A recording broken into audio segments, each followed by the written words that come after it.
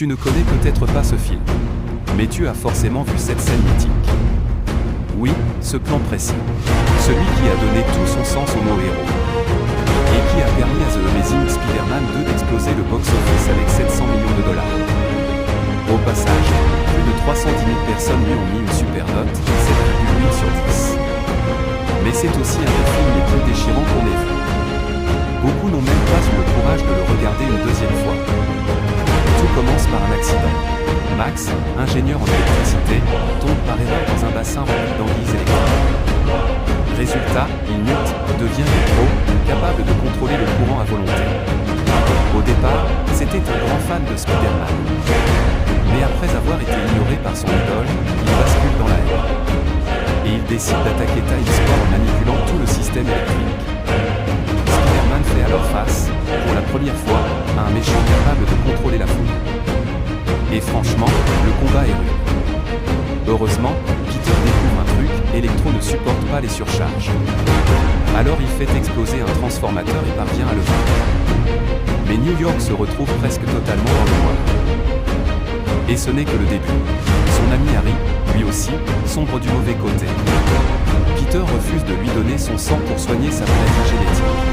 Alors Harry pète les plombs, s'injecte un sérum non testé, et devient le bouffon vert. Lui et Electro s'allient contre Spider-Man. Lors du combat final, Harry kidnappe Gwen, la petite amie de Peter, et la suspend en hauteur pour lui faire vivre un moment de pur désespoir.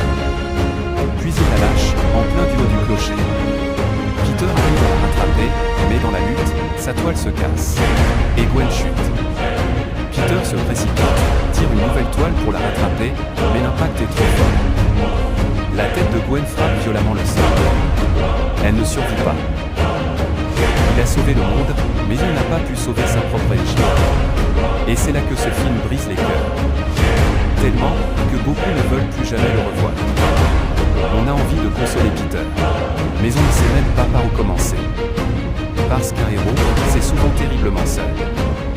C'est d'ailleurs pour ça que, plus tard, dans Spider-Man, No Way Home, Orange et du Spider-Man de la 3e génération tombe aussi du tour, il saute direct, la prend dans ses bras, parce qu'il sait, cette fois, la toile ne suffit pas.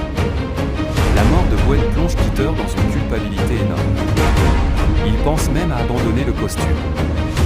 Ce drame amoureux met en lumière les dilemmes profonds des super-héros, entre vie privée et responsabilité.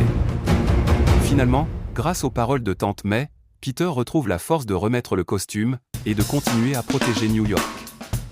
Il décide aussi d'honorer le vœu de Gwen, profiter de chaque instant. Le film commence par une simple remise de diplôme, et à travers la perte de l'amour, de l'amitié et de la famille, il raconte la transformation de Spider-Man, du gars sympa du quartier, à un véritable protecteur responsable. Et surtout, derrière le masque. Chacun de nous peut être ce héros.